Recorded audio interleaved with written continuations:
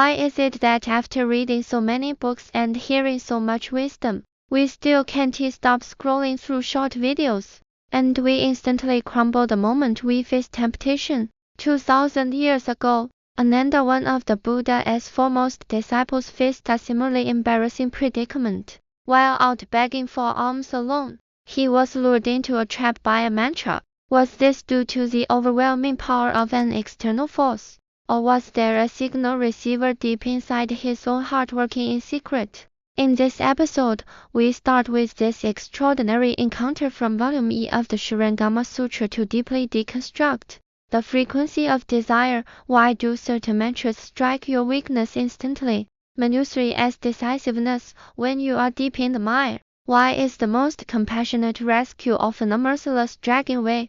Knowledge vs spiritual power. Don't let your practice remain a mere mental exercise. This isn't just a distant myth, it is an analysis of every one of our lives. In this age of information explosion and endless temptation, let us follow the Buddha's wisdom to see through the evil mantras disguised as beauty and reclaim that long-lost pure heart. Part E. What is true conduct and character? Hello everyone, and welcome to the Australia Buddha's Path Association podcast. Today, we are discussing a very famous classic, the Shurangama Sutra. Many say this sutra is the encyclopedia of Buddhism and the demon-spotting mirror.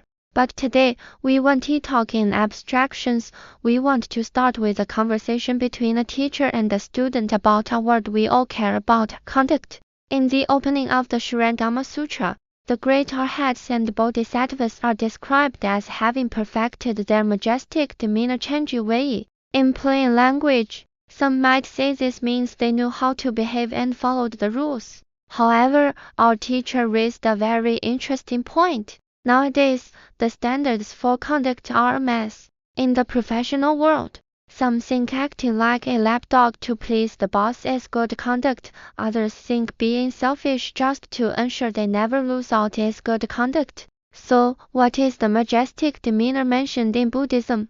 The teacher tells us it is actually the fruit of the precepts. True conduct isn't about being smooth or slick, it is a pure karmic result. When you have the precepts in your heart, every drop of your behavior flows out naturally with dignity. As the teacher said, the precepts are not a restriction, they are a safeguard. They safeguard you from error and safeguard others from creating bad karma. This leads us to the origin of the Shurangama Sutra. Ananda, a disciple who was both brilliant and highly educated, yet tripped up significantly when it came to his conduct. Part R. The Grand Assembly. Why did the great bodhisattvas come to audit at the Shurangama Assembly? In addition to the 250克 Riat Arhats, countless bodhisattvas from the 10 directions arrived. There is a fascinating detail here. The teacher pointed out a workplace truth. Logically, the bodhisattvas from other worlds are at an extremely high level of cultivation. Why would they need to listen to a teaching aimed at Ananda's level? The teacher used an analogy. It is like a world-class mathematician watching an elementary school teacher teach children. It is not that they don't know the law, they are perplexed. Perplexed by what? Perplexed by how difficult the beings of this Saha world are to teach. They looked at us like we were geniuses in a psychiatric ward. The Buddha explains one volume. We don't get it, he explains two. We still don't get it. One moment we seem to understand, the next we've forgotten everything. The bodhisattvas came to intern to see how the Buddha deals with such stubborn and difficult beings. This stubbornness doesn't just refer to people 2000 years ago, it refers to us. We think we know many truths and read many books, just like Ananda, who was famed for his vast learning. But the moment we face temptation, just as Ananda was about to break his precept body, the Buddha sensed it from afar. He emitted 100-jeweled light from his crown, spoke the Shurangama mantra, and sent Manjusri Bodhisattva with the mantra to save him. The teacher gave a very bus-level explanation of the translation here. TG and carry and support doesn't mean encouraging. It means dragging him back. Manjusri is not one to waste words.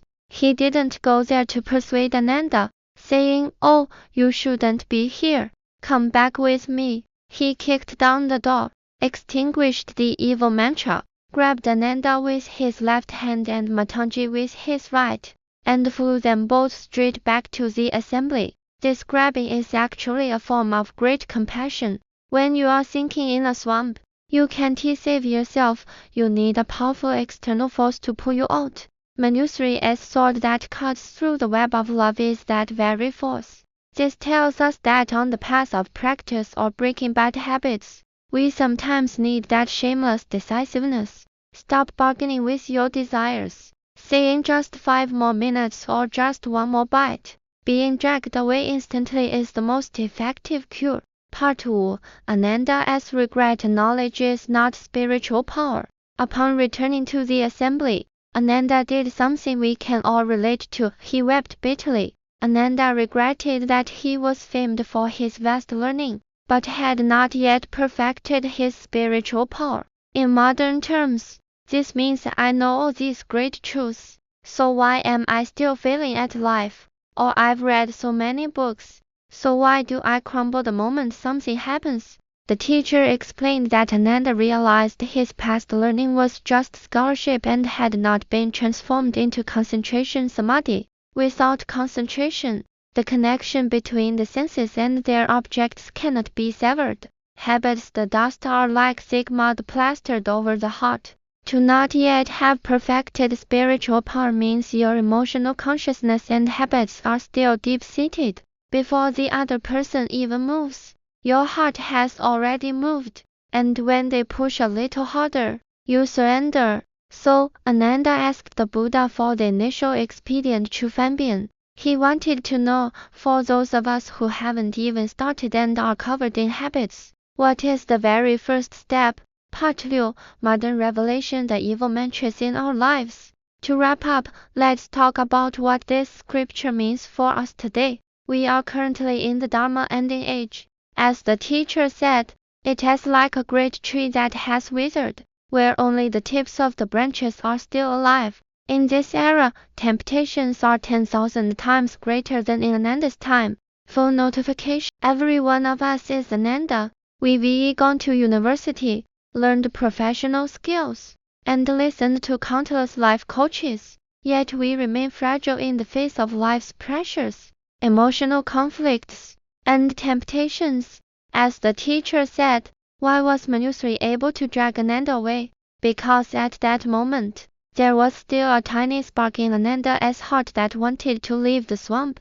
As long as you still want to be better, the Buddha's teaching can be the staff that pulls you out of the mire of desire. At the end of the show, I want to ask you, in your life, which mantra do you find hardest to refuse? And how do you plan to start your initial expedient? Thank you for listening. We'll see you in the next episode.